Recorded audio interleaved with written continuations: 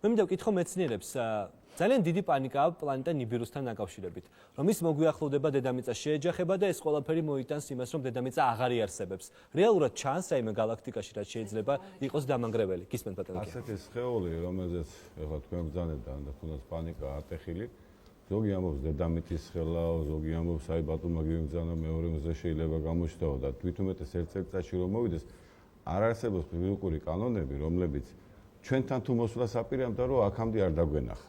ანუ უჩინარი სხეული ხან რას ამბობს და სხვადასხვა ვარიანტები მომისმენია ამ სხეულთან დაკავშირებით, უცებ გახდება, უცებ გამოხდება, უცებ გაქრება, ფერ შეიცვლის, გაუჩინარდება. დღევანდელი პრაქტიკულად ჩვენი თუნდაც ასტრონომიული დაკვირვებები მოიცავენ მთლიან ელექტრომაგნიტურ სპექტრს. ანუ ის რო ასხივებდეს რომელიმე სხვა გამოსხივებაში, აქ იგულისხმება თვალი თუ ხილავი გამოსხივებები, რადიო გამოსხივება, ან და გამა, რენტგენი ან რაღაცა, ან და თუნდაც გრავიტაციულ შეშფოთებას ტოვებდეს, თუ მას მასა აქვს უნდა ტოვებდეს გრავიტაციულ შეშფოთებას, ეს აუცილებლად უნდა დაგვინახა, აი ბატონო ბრძანა რომ, აბატონო, მამა ბრძანა რომ თუნდაც ის სისტემაში უნდა შემოსულიყო უკვე და ჩვენთან თუ მოდის ერთ წელიწადში უნდა ანუ შეგვიძლია ვიყოთ მშვიდად აპოკალიფსი არ გოლოდება. ქალბატონ ნინო, საკმაოდ საინტერესო იყო თქვენი პუბლიკაცია, როდესაც მე ვეცნობოდი გადაცემაზე მუშაობის დროს, როდესაც თქვენ დაასახელეთ ყველა ის თარიღი, თუ როგორ ემზადებოდა პლანეტა დედამიწა, როდესაც უნდა ყოფილიყო დასასრულის, ანუ ბოლო დღე არსებობის. თუ შეიძლება მოგვიყავით საკმაოდ საინტერესო კვლევა გაქვთ ამასთან დაკავშირებით. 2012 წელი არ ყოფილა ერთადერთი თარიღი, როდესაც კაცობრიობამ თქვა, რომ დედამიწა აღარ იარსებებს. ეს სამყაროს დასასრულის წინასწარმეტყველებები მუდმივად ხდებოდა ადრეულ შუა საუკუნეებში, მთელი აი ამ 2000 წლის განმავლობაში და ალბათ უფრო ადრეც, უბრალოდ ჩვენ შეიძლება არ ვიცოდეთ მათ შესახებ. სულ მუდმივად ხდება რაღაც თარიღებს ასახელებენ, აი ამ დროს მოხდება სამყაროს დასასრული, აი ამ დროს მოხდება ზუსტ თარიღებს ასახელებენ, მიახლოებით თარიღებს. ჩვენ 2000 წელი გავიდა, ჩვენ ცოცხლობთ, ვართ. გასაგებია. დიდი მადლობა. 1996 წელს დეფიმ დაწერა ლექსი, როდესაც მას ზეციურმა ხმამ შთააგონა, რომ 2012 წლის 21 დეკემბერს 21-23-მდე, ხო არა? 21-23-მდე. დეფი, რატომ გადაწყვეტა, რომ ეს ლექსი დაგეწერა? მაშინ 2006 წელს ამის შესახებ არ იყო აქტიური საუბარი. არ ვიცი, ვერ გეტყვი, ხა ზოგადად ესეთ სამყაროში, სადაც ეგოიზმის ეს შიზოფრენია არის დაავადება რა, სამყაროსის მთლი ზოგადად, კონკრეტულად ადამიანების თუ არა, შეინიშნება ხელოვნებაშიც და ზოგადად ნებისმიერ ცხოვრებისეულ კვანტში, რაც აყალიბებს საზოგადოებას. ეგოიზმი, ხო? თავის შური, ეგოიზმი, ტერორი, ანგარება, ეს ყველა ამითი სავსეა სამყარო. და ყოველთვის ეს იწვევს შენში, რა თქმა უნდა, ადამიანში რაღაც გარკვეულ შფოთს, პანიკას იმისა, რომ მეც რო რწმენის უფრო მჯერა, ვიდრე სიტყვაზე ჭეშმარიტი რწმენის, ხო? თუმცა შეში არის ახლა შეში, რომ შეიძლება 1 წლის შემდეგ უბრალოდ არა, აბსოლუტურად არა, ეს პოეზიას გნება თუ აუდიტორია თანახმად, კი ბატონო, გეტყვით ამ ლექსსაც, არაფერი აქ ისეთი არ არის. რაღაცნაირად ჩამესმა დავინახე, რომ თარიღი არის 21 დეკემბერი 2012 წლის 23 დეკემბრამდე ამ სამ დღეში ჩემში უნდა მოხდეს რაღაცა ესეთ. მე ასევე შორს ვარ იმ აზრისგან, რომ სამყარო არის მხოლოდ საა და დედამიწა, ხო? გზა უსასრულოა დედამიწიდან გარე კოსმოსში და უსასრულოა ატომის შიგნით და უფრო შიგნით და უფრო შიგნით. და პოეზია და ფიზიკა ეს მტკიცებულებაა ღმერთის არსებობისა, ხო? ამიტომ პოეზიაა თვითონ მიზეზი ლექსებისა და ჩვენი სუნთქებისა და ღმერთი გამოდის მიზეზი მთლიანად სამყაროს არსებობისა. გამთენიისა ხმა ჩამომესმის, დღეს მე რამდენად მაღვიძებს სუნთქვა. ზღვასავით ფარას ძნაფარავს მწყემსის, ზღვისთვის წერილის გაგზავნა მსურდა. ზუსტ თარიღს გეტყვი, 3 დღე მიხმობს, შენთვის მომიწევს მოცდა არ ამცდე, ცას დეკემბერი თავზე დაიმხობს, 21-დან 23-მდე. დიდი მადლობა, დეფი გოგიბედაშვილი. ნანიკო ხაზარაძე და ოთარ ტატიშვილი, რატომ მოვიწვიეთ დღეს ისინი ჩვენს გადაცემაში? საზოგადოებაში პოპულარული მეცნიერი, ასტროფიზიკოსი, სოფლიოში ყველაზე ცნობილი 2012-ოლოგი. მე და ნანიკო. ნანიკო ხაზარაძე შეუძლია ამ თემაზე პრეტენზია ქონდეს, მინდა მაყურებელს განუმარტო, რომ ეს არის ორი ადამიანი, ნანიკო ხაზარაძე, რომელიც არის გატაცებული ამ თემით, კითხულობს ძალიან ბევრს ინტერნეტში უსმენს საჯარო ლექსებს და ოთარ ტატეშვილს, რომელსაც არანაირი აპოკალიფსის არ ჯერა და ფიქრობს, რომ არაფერი არ მოხდება. ნანიკო, რატომ გადაწყვეტე, რატომ დაგაინტერესა ამ თემამ, რომ გარკვეულწილად შენი ყოველდღიური ცხოვრების წესია, რომ ცოტა რამ მაინც წაიკითხო მოახლოებული საფრთხების შესახებ. ცხოვრების წესი, იმიტომ რომ ზუსტად ის თარიღი 96 წელია, მე პატარა ვარ, კიკეთში დავარბივარ ბედნიერად ვიჭერ პეპლებს და მოვიდა კაცი ვინმე უცხო, რომ მითხრა შვილო რაღაცას გეწყვე, ოღონდ არავის არ უთხრაო. 2012 წელსო 21 დეკემბერსო ჩვენო აღარ ვიქნებით, თორსა წავიდა. ვინ იყო ეს კაცი? ასტროლოგი, როგორც მე, ნუმეროლოგი დიდი ბოდიში, როგორც თვითონ მითხრა, გავეკიდე რა თქმა უნდა, მაგრამ ამ კაცმა ამის მეტი არანაირი ინფორმაცია 1, 3, 4 წელი ვატარე ეს დარდი გულში. ნუ ბოლოს ვთქვი და დავიწყე ძიება. მართლა დამაინტერესა რა თარიღია ესეთი, იმიტომ რომ მანამდე გავლილი მქონდა იგივე ის 82 წელი შემდეგ 2002 წელი 1 28 დეკემბერი 11 აგვისტო მახსოვს აღლომი, ანუ ძალიან ბევრი თარიღი გავიარე და მე ველოდებოდი მართლა იმ რაღაცას საოცარ გრევას, მაგრამ არ მოხდა ეს არის. გრევა მოხდა მარტო ჩემში, მე დავინგერით, როგორ თქვა სწორად. რატო? გრევა მოხდა ჩემში.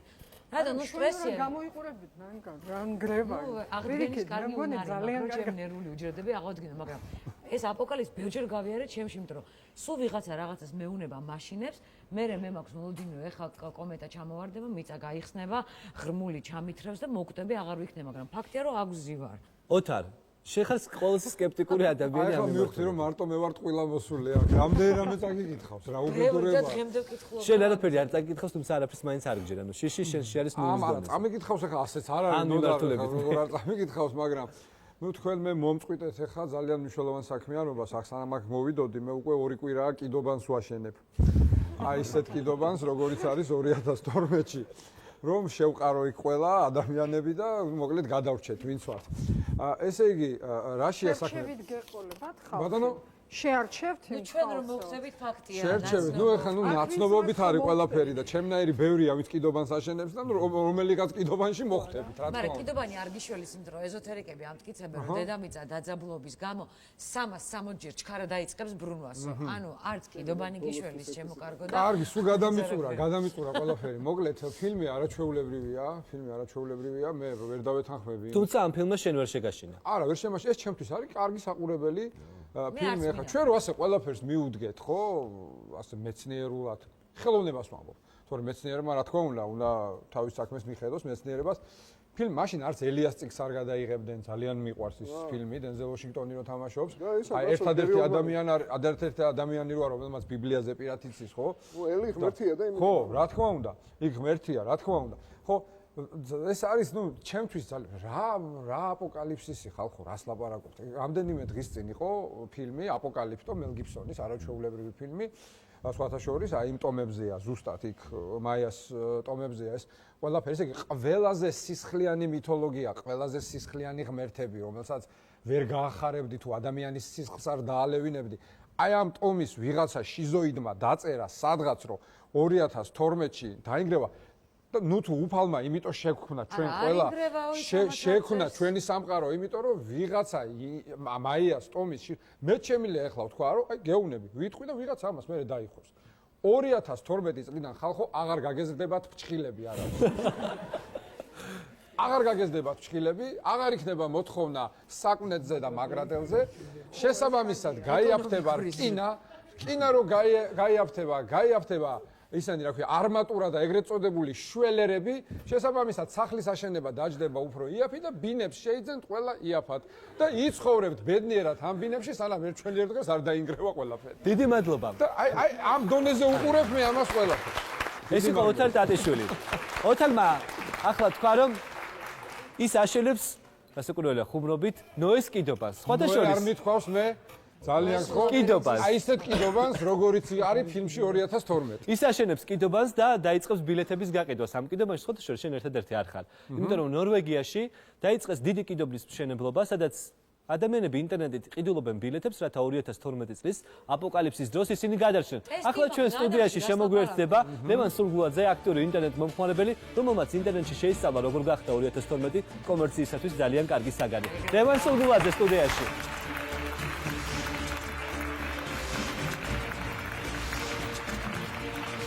ლევან 2012 და კომერცია ფულის კეთების ძალიან კარგი გზა ინტერნეტში. როგორ კეთდება ფული 2012-ზე? ჩინელებმა იაპონიაში ამ გაზაფხულზე მომხდარი ცუნამის და კატასტროფის შემდეგ გადაწყვიტეს მართლაც აეშენებინათ ეს ნოეს კიდობანი, მართლაც არის ინტერნეტში ამაზე დიდი აჟიოტაჟი, მართლა იყიდობა ბილეთები, სხვათა შორის ფასი არის 154 მილიონი დოლარის დასრულებისთვის. 154 მილიონი დოლარი იმისთვის, რომ მილიონი დოლარი მილიონური საფრთხისაგან სხვათა გადარჩეს. შორის თუ ყავთ 5-დან 12 წლამდე ბავშვები, მათთვის 50%-იანი ფასდაკლება, ხოლო 5 წლამდე ბავშვებისთვის 10%-იანი ფასდაკლება არის. თვარეზეც იყიდება მიწა და იქ ბევრად შეხაფია და ხო? თვარეზე არ ვიცი, მაგრამ ეს რაც ინტერნეტში მუსირებს ეს აზრები. ინტერნეტში იყიდება ზუსტად თვარე. 158 მილიონი დოლარი რომ მქონდეს კიდობანი რა თქმა უნდა ბედნიერებით მოვკვდებოდი მეორე დღეს. სიხარულით უცებ გამისკდებოდა გული და გავში რა თქმა უნდა კიდობა. ჩვენ საუბრობთ კონკრეტულად კომერცია 2012-ის შესახებ, თუმცა გაყიდული ბილეთები ან თუნდაც შექმნილი კომერციული პროექტები არის ძალიან ბევრი მრავლად. მათ შორის იყო ფილმი 2012, 578 მილიონი დოლარი იყო მარტო ამ ფილმის მოგება. თუმცა ნებისმიერ აუქციონზე შეიძლება საკმაოდ სოლიდურ ფასად წიგნები, სადაც პირდაპირ გიანონსები, რომ შენ გაიგებ როგორ იქნება სამყაროს აღსასრული. რამდენად ბევრია მსგავსი საიტი, სადაც გვპირდებიან შენ დარჩები თუ მოგდები. არა, იცით რა არის, მოდით ესე ვთქვათ, საერთოდ თუ ხართ რელიგიური ადამიანი, ეგ ხორციელი სიკვდილი არ ნიშნავს სიკვდილს. სულიერი სიკვდილი არის ყველაზე ჩვენ ამ მნიშვნელოვანი. შემთხვევაში ინტერნეტსა და კომერციას ინტერნეტზე გეუბნებით, ზუსტად მაგას გეუბნებით, იმიტომ იმიტომ რომ მიწა გასხდება და ჩაყლაპავს. არა, ძალიან დიდი ბოდიში რა, ნანუკა. მე შეიძლება მოკვდე ხორციელად, მაგრამ სულიერად მე არა, ვიცოცხლო. გასაგებია, მაგრამ ჩვენ დარდობთ რომ გვეთკინება და სისხლით ეს ვიცით რა არის, თქვენ რო გქონდეთ იოტისოდენი რწმენა, თქვენ ამაზე არ შეგეშინდებოდა. თავარი ის კი არ არის. ძალიან ზოგ თქვენ შემწმენას მოეხებით, ეს არის თუ რა არის, ვერ გავიგე, ორი მოძღვარიცის აქა და არ შეხებია ჩვენ. გვაინტერესებს თქვენი დამოკიდებულება არა, რწმენაზე მე კი არ გეუბნები.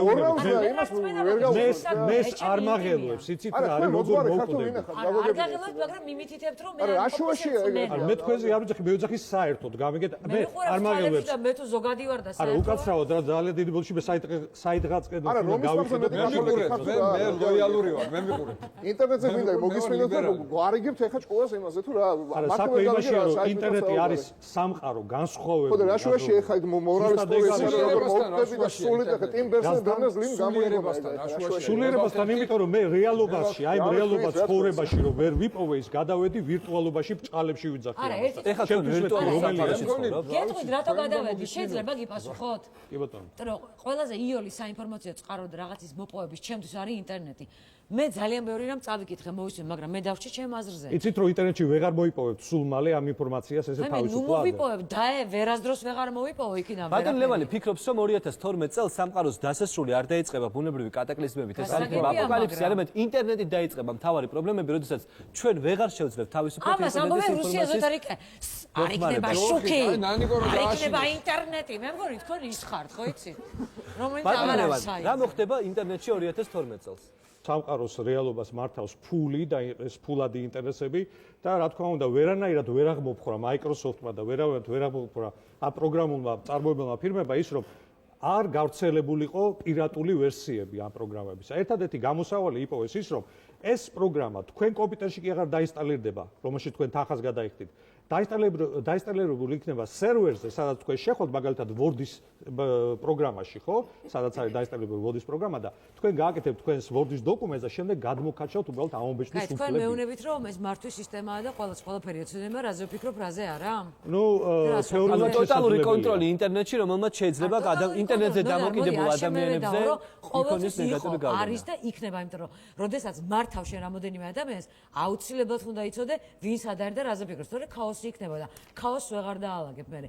ეს ჩვეულებრივია, რომ შენ უნდა მართო ადამიანი. არა, მე არ ვიძახი რომ ცუდია ეს. ერთის მხრივ კარგია, მაგრამ მეორეს მხრივ აი ვის ხელში აღმოჩნდება ეს მართვის სადავეები, აი ამას აქვს. აბა ისი მეშთოდეს ხა ვინ გამაკონტროლებს თუ მიწა ჩამოყვა. გასაგებია, ჩვენ დღეს შევიკრიბეთ ამ სტუდიაში იმისთვის რომ ვისაუბროთ დარწმუნებული იყავით. არც მიწა და არც წყალდიდობა და არც არაფერი და. რა ვიცი. ნანუკა შენ ისეთი ხარ გადარჩები და მიჯერ. კლიდანაც ამოვა. მე მინდა უბრალოდ სტუმრებს უთხრა რომ ახლა ჩვენ გვიყურებს ძალიან ბევრი ადამიანი, რომელსაც აქვს ერთადერთი კითხვა, მიიღოს კონკრეტული პასუხი კითხვაზე. ელოდება თუ არა 2012 წელს რეალურად მას საფრთხეები.